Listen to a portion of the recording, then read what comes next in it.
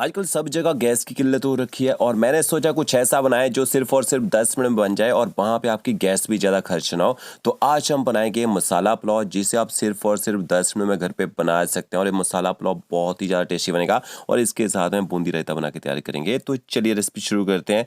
सबसे पहले आपको यहाँ पे चावल चाहिए होंगे। यहाँ मैंने 400 ग्राम बासमती चावल लिए। आपके पास जो भी चावल हो वो यहाँ पे यूज़ कर सकते हैं। चावलों को आपने बाउल में डाल देना है और इसमें पानी ऐड करना है। कम से कम 3 से 4 बार चावलों को धो लेना है। जब भी आप प्रेशर कुकर में पुलाव बनाएं, चावल बनाएं तो अच्छे से धो के बनाएं ताकि एक्स्ट्रा स्टार्च जो है ना वो निकल जाए।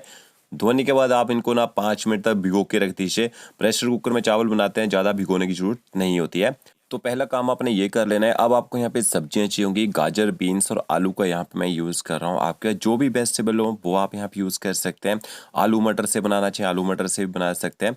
तो जो भी आपने सब्जियां यूज़ करनी है ना, छोटे छोटे क्यूब्स में काटना है। ये देखिए बीन्स को मैंने अच्छी तरह से धो लिया। धोने के बाद आपने ना इस तरह से देखिए बीन्स को छोटे छोटे पीसेस में काट लेना है। वैसे आपने गाजर कटिंग करनी है। गाजर के अंदर जो वाइट डंठल होता है ना उसका यूज़ नहीं करना है। तो ये देखिए इस तरह से गाजर को पहले साइड से काट लीजिएगा और इस साइड बीच वाले हिस्से को आपने हटा देना है। इस तरह से गाजर को भी काट लेना है और आलू को आपने देखिए बड़ा आलू लिया मैंने एक, यहाँ पे एक आलू का यूज़ करेंगे। तो यहाँ पे आलू को इस तरह से पहले मोटा मोटा काट लीजिए। इसके बाद आपने इसको फिंगर शेप में काटना है और फिर आलू को आप छोटे छोटे पीसेस में काट लीजिए। तो यहाँ पे काफ़ी सारी सब्जियां यूज़ करके आप पुलाव बनाएंगे ना, हेल्दी बनेगा और टेस्ट भी बेहतरीन आएगा। साथ में थोड़े से मैं इसमें फ्रोज़न मटर ऐड कर रहा हूँ। आपको फ्रेश हो फ्रेश डाल सकते हैं। अब आपको यहाँ पे 2 प्याज और 2 टमाटर चाहिए होंगे। प्याज और टमाटर को आपने ना रफली काटना है। ये देखिए जैसे भी आपको कटिंग आती है ना वैसे आप इसको काट लीजिएगा। तो प्याज को मैंने स्लाइस काट लिया है। टमाटर को भी मोटा मोटा काट लेते हैं क्योंकि टमाटर जो है ना स्टीम में जल्दी गल जाता है। तो इस तरह से टमाटर को आपने रफली काट लेना है। थोड़ा सा आपने अच्छा फ्लेवर लाने के लिए यहाँ पे ना हरा धनिया, पुदीना और हरी मिर्च का आपने यूज़ करना है तीखा करने के लिए। बच्चों के लिए बना रहे हैं, मिर्ची अपने हिसाब से कम ज़्यादा डाल सकते हैं। इसके बाद आपने एक प्रेशर कुकर लेना है, उसमें ऑयल ऐड करेंगे। तो 2 बड़े चम्मच मैंने यहाँ पे देखिए वेजिटेबल ऑयल ऐड किया है। साथ में थोड़े से खड़े मसाले डालेंगे। खड़े मसालों से फ्लेवर अच्छा आता है। तो एक एक पीस ही डालना है खड़े मसालों का और 1 छोटा चम्मच आपने साबुत जीरा ऐड करना है। जीरा जैसे यहाँ पे चटकना शुरू हो जाएगा, इसके बाद आपने प्याज और टमाटर जो काट के रखे होंगे ना वो इकट्ठे ही डाल देने यहाँ पे। तो यहाँ पे देखिए प्याज और टमाटर ऐड कर दिए हैं। सिर्फ 2 मिनट तक यहाँ पे ना हाई फ्लेम में आपने प्याज और टमाटर को थोड़ा सा पका लेना है। प्याज जो कच्चा रहेगा ना पुलाव में टेस्ट देखिएगा कितना ज़बरदस्त देता है। तो ओके देखिए प्याज और टमाटर हल्का सा मैंने पका लिया है। 1 चम्मच आप इसमें अदरक लहसुन का पेस्ट ऐड कर दीजिए। पेस्ट नहीं है, अदरक और लहसुन को कूट के डालना चाहिए ना, कूट के भी डाल सकते हैं। तो अदरक लहसुन के पेस्ट को भी थोड़ी देर आपने पका लेना है। फिर आपने इसमें सब्जियां भी ऐड कर देनी है।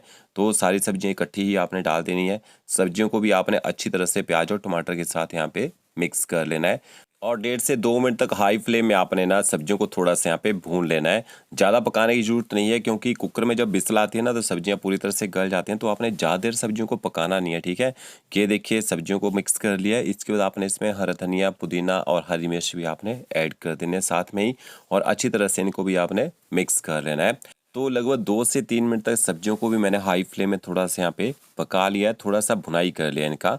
और इसके बाद आपने जो थोड़ा सब्जियां भूनने के बाद ना इसमें मसाले भी ऐड कर देने हैं। हीट यहाँ पे थोड़ी सी कम कर देते हैं ताकि जो सब्जियां वो कुकर के नीचे लगे ना, वो जले ना नीचे से। 1 चम्मच भर के आपने इसमें नमक ऐड करना है। आधा छोटा चम्मच आपने इसमें हल्दी पाउडर ऐड करना है। 1 चम्मच आपने इसमें कश्मीरी लाल मिर्च पाउडर ऐड करना है। तीखी वाली मिर्च नहीं डाली है, इससे ना कलर अच्छा आएगा और थोड़ा पुलाव तीखा भी हो जाएगा। 1 चम्मच धनिया पाउडर ऐड करेंगे। थोड़ी सी आपने कसूरी मेथी ऐड करनी है और आधा चम्मच आपने इसमें गरम मसाला पाउडर ऐड करना है और अच्छी तरह से आपने मसालों को यहाँ पे मिक्स कर लेना है। 30 से 40 सेकंड तक मसालों को थोड़ा पका लीजिए ताकि जो हल्दी वगैरह ऐड किया ना उसका कच्चा टेस्ट यहाँ पे खत्म हो जाए। तो क्या देखिए मसालों को हल्का सा मैंने पका लिया है। अब मसाले देखिए थोड़े से कुकर के नीचे चिपकना शुरू हो चुके थे। इसमें हम पानी ऐड करेंगे। तो इस बाउल से मैंने चावल लिए थे, इसी से पानी का मेजरमेंट करेंगे। 1 बाउल भर के डालना है, दूसरा बाउल मैंने आधा ही ऐड किया, ठीक है। ज़्यादा पानी डालना है कुकर में जब भी आप चावल बनाते हैं।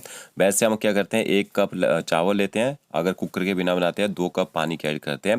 बट यहाँ पे 1.5 कप ही पानी का आपने ऐड करना है। अच्छी तरह से मिक्स कर लेते हैं और टेस्ट कर लेते हैं। थोड़ा सा मुझे यहाँ पे ना नमक कम लग रहा था, थोड़ा सा नमक मैंने और ऐड कर दिया है। नमक बराबर होना चाहिए पुलाव में।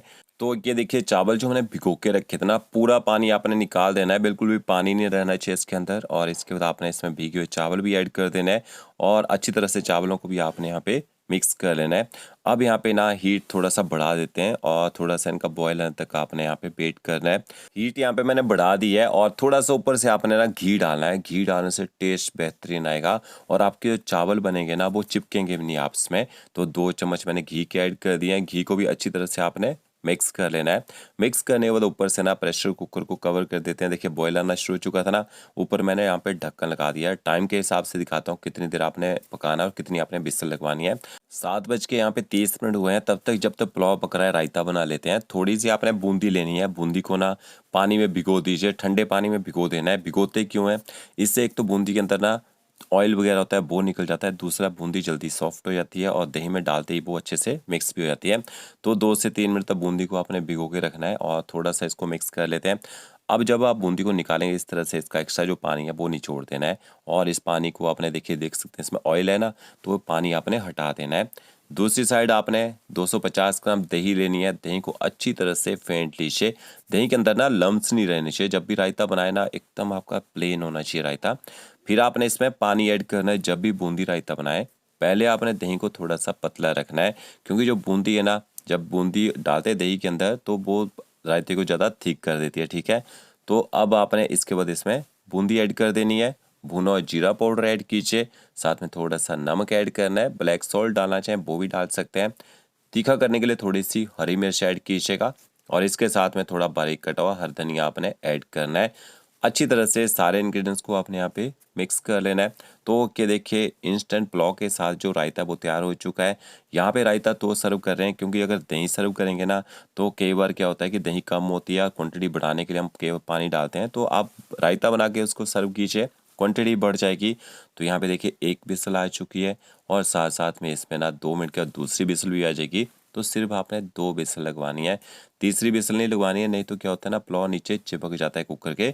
और 6 से 7 मिनट में जो पुलाव है वो पक भी जाएगा कुकर में। तो के देखिए अब स्टीम नहीं निकालनी एकदम से, स्टीम बनी रहने दीजिए यहाँ पे।